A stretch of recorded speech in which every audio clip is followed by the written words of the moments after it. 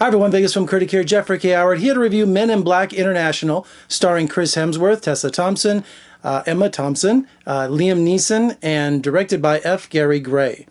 Who doesn't love the first Men in Black? I mean, Barry Sonnenfeld's masterpiece, along with Steven Spielberg's Amblin Productions, gave us one of the most funniest alien comedies of all time, action adventures, and Will Smith, possibly his best movie, one of his best movies that he's ever done. So all the sequels have been terrible. They have just been awful. So now I had all my hopes on this reboot. We got a new director who's done some great movies in the past, from Italian Job to Be Cool to just all these really great action films. So we're in good hands with the director. Chris Hemsworth, are you kidding? You know, the star of the moment. Also with Tessa Thompson, you know, on their background with all the Thor films. So I thought, okay, we're going to have a fresh approach. We're going to have a new angle and new pair of eyes and attitude towards Men in Black, which is a great franchise, but everyone I think can agree the last couple films, or the last three, have been terrible. So now we have Tessa Thompson, who, her character Molly, when she was a little girl, she saw the Men in Black, zap her parents because there was an alien, small little furry alien loose in her bedroom. But she didn't get zapped. They didn't know she was there. They thought she was asleep. So her entire life, she knows about aliens. She knows about the Men in Black, and she has been seeking out the agency to the point where she is really smart. She's tested with every government agency off the charts, but she wants the Men in Black. So she finally finds them, joins, and she's paired with Chris Hemsworth, who's the agency's top dog.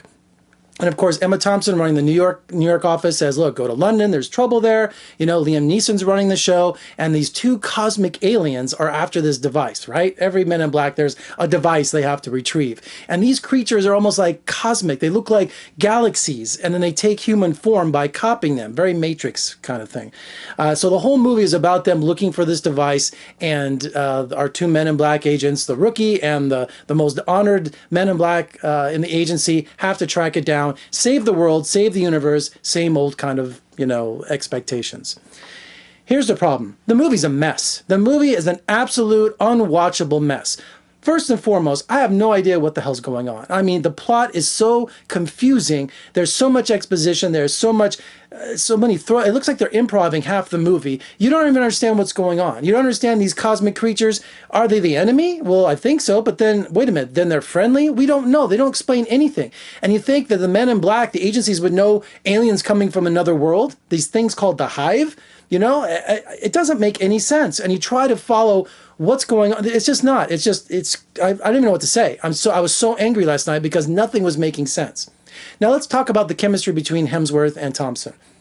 It was terrible. It was non-existent. First of all, Chris Hemsworth's character, Agent H, plays him like a idiot frat boy. Okay, and he's supposed to be the most decorated and most celebrated Men in Black officer there is in the agency, and the whole movie he's always like, hey, how you doing there? Hey, you want another drink like that? Oh, what do you mean you're ugly? Oh, you're the greatest looking guy you could think of.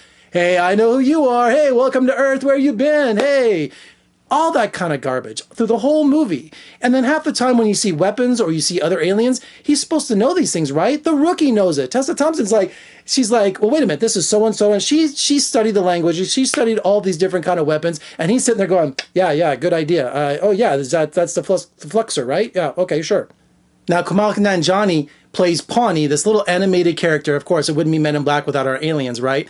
So he plays this little character named Pawnee, who's almost like Thompson's conscience, like her Jiminy Cricket, her protector, and he's the comic relief throughout the whole film. So there was some laughs in that, but my audience was just sitting there quiet. You could hear a pin drop. Nobody was laughing. Nobody was doing anything. It just laid there, and people, I'm very sensitive to people's reaction when I'm watching this movie, because I think to myself, wait a minute, is it me or am I missing it? The entire audience rebelled against this movie by sitting in silence. And then Rebecca Ferguson plays this creature named Riza, who's an international arms dealer, intergalactic arms dealer, who has extra arms, and this really horrible fight scene between it was laughable, and it just was laughable. It really was. And F. Gary Gray, he is a great director.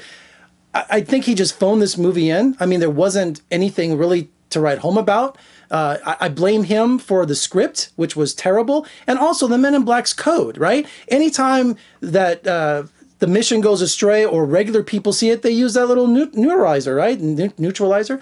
And half the time they don't use it. So entire people, there's this chase going on in the streets of Marrakesh. I mean, right out of Aladdin, right out of Raiders of the Lost Ark. All these people are seeing this space motorcycle traveling everywhere and causing all this damage. And it's like, wait a minute, aren't you supposed to erase their memory? So these top agents and the rookie are the most reckless agents in the agency. I mean, I couldn't believe they haven't been fired. And Liam Neeson, he has this connection with Chris Hemsworth's character because they did the most incredible save the earth scenario. I won't give that away. So he's got father and son relationships going on, but people in the agency are going, wait a minute, why are you giving this guy a pass? Look at all the protocols he's broken. Look at everything he's done, and you still coddle him. So I agree. I wish they fired these people like the first 20 minutes into the movie. Men in Black International is possibly the worst one. No, it is the worst one in the entire series. I was going to be really hard on it and give it one of my rare Fs, but I'm giving it a D. I don't know why. It's really, if I gave out minuses, which I don't, it could be a D minus. But I mean, this was one of the worst times I've had in the movies in a long time.